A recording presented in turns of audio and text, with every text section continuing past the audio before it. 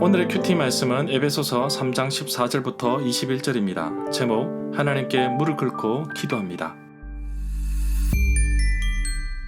먼저 앞뒤 문맥을 살펴보겠습니다. 유대인들은 먼저 그리스도인이 되기 위해서는 유대인이 되어야 할례를 받아야 한다고 주장하지만 바울은 예수 그리스도를 믿음으로 인하여 그리스도인이 된다고 주장합니다. 이방인과 유대인 사이에 막혀있는 담을 예수 그리스도께서 허셨습니다. 진정한 평화를 주신 것입니다. 바울이 감옥에 있다는 소식을 듣고서 에베소 교인들은 낙담해 있습니다. 그런데 바울은 자신이 감옥에 투옥되어 있는 이유에 대해서 자세하게 설명하고 있습니다. 다름 아닌 복음을 전하다가 갇히게 되었지만 자신은 이 일로 인하여 도리어 기뻐하게 되었다고 설명하고 있습니다. 에베소에는 아데미라는 수호신이 있어서 많은 사람들이 숭배하지만 바울은 하나님 아버지께 무릎을 꿇고 기도를 합니다. 바로 에베소 교인들을 위한 기도였습니다. 하나님께서 크신 영광 가운데 성령을 통하여 그분의 능력으로 에베소 교회 성도들의 속사람을 튼튼하게 하여 주시기를 기도하고 있습니다.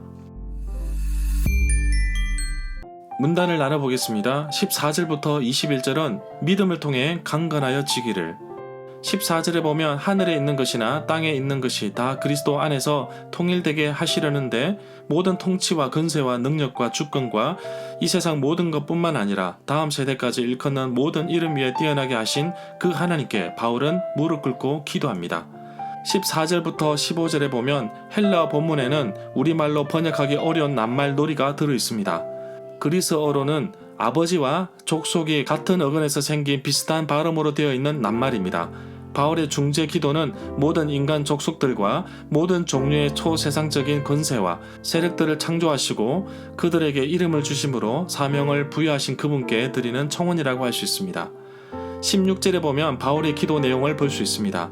하나님께서 크신 영광의 풍성한 가운데 그분의 성령을 통하여 에베소 교회 성도들의 속사람을 튼튼하고 강건하게 하여 주시기를 기도하고 있습니다.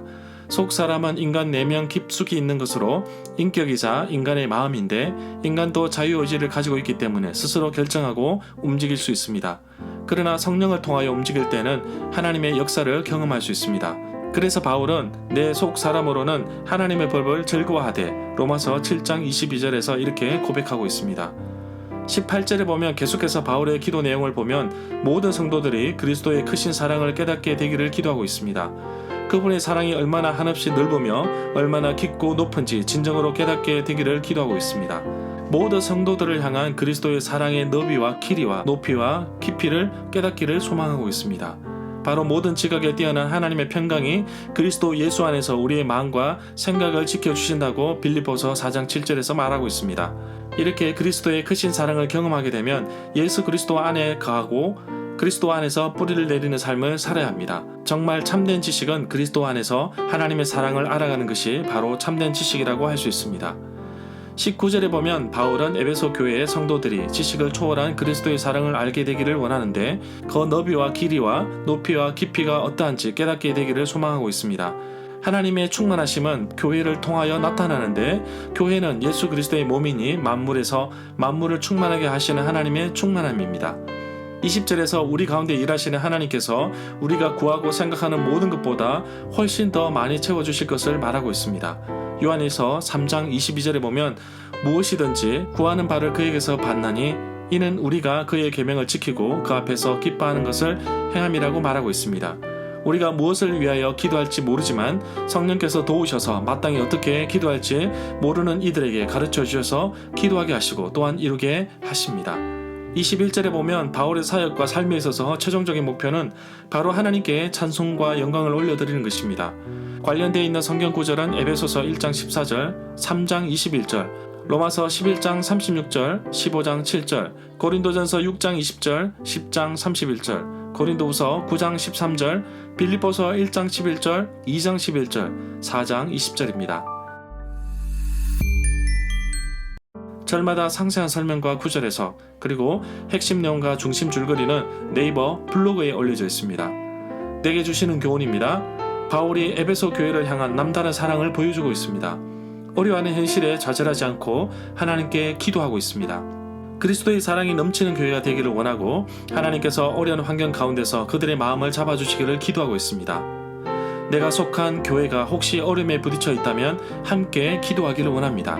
하나님께서 우리 교회를 붙잡아 주셔서 흔들리지 않도록 우리 교회가 서로 아픈 상처로 힘들어하고 있지는 않습니까? 함께 기도하기를 원합니다. 세상 그 무엇보다도 더 크고 깊고 높으신 그리스도의 사랑으로 서로 품고 아끼고 이해하고 섬기는 삶을 살기를 원합니다. 몇 년 전만 해도 그리고 최근에도 제가 알고 있는 어떤 분이 중보 기도를 부탁해 왔습니다. 그런데 그 기도 제목에는 제가 알지 못하는 분의 기도 제목도 있었습니다. 얼굴도 본 적이 없고 이름도 들어보지 못한 분들의 기도 제목들이었습니다. 또 후원자님 그리고 제가 잘 아는 분들의 가정, 직장, 사업을 위해 기도 요청을 해오는 분들도 있었습니다. 그래서 중보기도팀에서 함께 기도를 심었습니다. 내가 해결하지 못하는 일이지만 하나님의 선하신 뜻 가운데 하나님께서 바라고 원하시는 곳으로 인도해 달라고 기도하고 있습니다. 바울이 로마 감옥에 갇혔을 때를 생각해보면 그 환경이 그렇게 좋지 못하였을 것입니다. 자신의 몸조차 돌보기 힘든 환경 가운데서도 바울은 에베소 교회와 성도들을 위해서 기도를 하고 있습니다. 기도를 멈추지 않고 쉬지 않고 하나님께 간구합니다. 바울의 편지와 열정적인 설교는 듣는 사람들을 움직입니다. 그러나 기도는 하나님을 움직입니다.